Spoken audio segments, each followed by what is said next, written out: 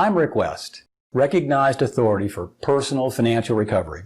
Since 1986, thousands have trusted my reputation and experience to wipe out debt, keep property, and quickly rebuild credit.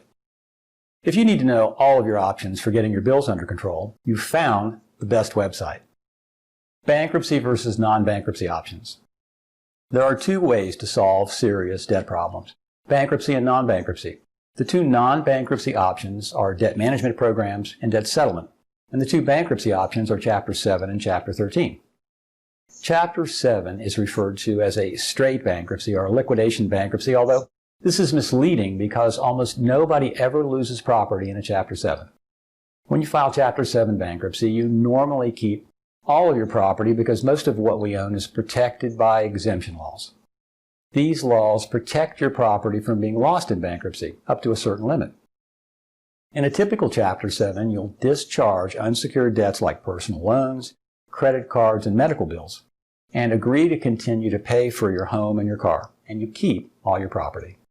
Chapter 13 bankruptcy is referred to as a payment plan or debt reorganization. Most people think that you pay back your debts in a Chapter 13, but sometimes my clients pay back nothing to unsecured creditors and only pay for their cars and home. People often file Chapter 13 because they need to catch up on missed house or car payments, or because their income is too high to qualify for Chapter 7. Most people don't know that there's a lot we can do in Chapter 13 that's not possible in a Chapter 7. In Chapter 13, you could pay less for your car than you owe on it.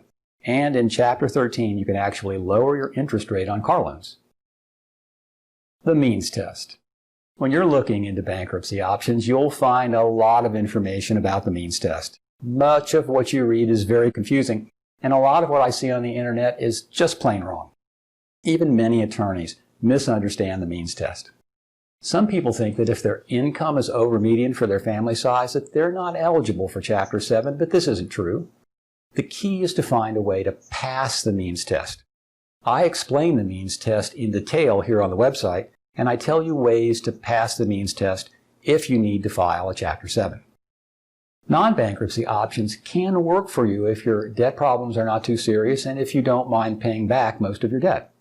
Debt management programs negotiate payment plans with as many of your creditors as who will agree to it. Not all will. It's totally voluntary, and you can't force a creditor to go into a debt management plan with you. Sometimes these plans can get lower interest rates, and sometimes the creditors will actually lower the balance. Not by much usually, but every little bit helps. Debt settlement is a very different animal than debt management. In debt settlement, you stop paying the creditors and instead you pay the debt settlement firm. They hold your money and attempt to make lump sum settlements for less than what you owe. This can result in you paying less than you would pay in a debt management plan, but it can also get you sued. And when you get sued, the debt settlement plan will have to refer you to an attorney, typically a bankruptcy attorney, to file bankruptcy. And everything you've paid into the program is wasted. Filing bankruptcy will usually get you a much better result and faster than non-bankruptcy options. Most people I speak with are afraid of bankruptcy because they think it will ruin their credit, but this doesn't happen to my clients because I've created a program to help rebuild credit after filing bankruptcy. This way, you can quickly get a good credit score after discharging all of your debt rather than paying it back in a debt settlement or management plan. Bankruptcy is often a better solution. More people should file bankruptcy than do. Sadly, I file bankruptcy for many people who have wasted years and thousands of dollars in failed non-bankruptcy approaches. Worse than this, many of them shouldn't have been in these programs to begin with. There's a lot to know about options to solve serious debt problems, and everything you need to know is here on this website. If you have serious debt problems and need to compare all your options with a certified specialist, don't waste another day in debt or another sleepless night wondering what to do.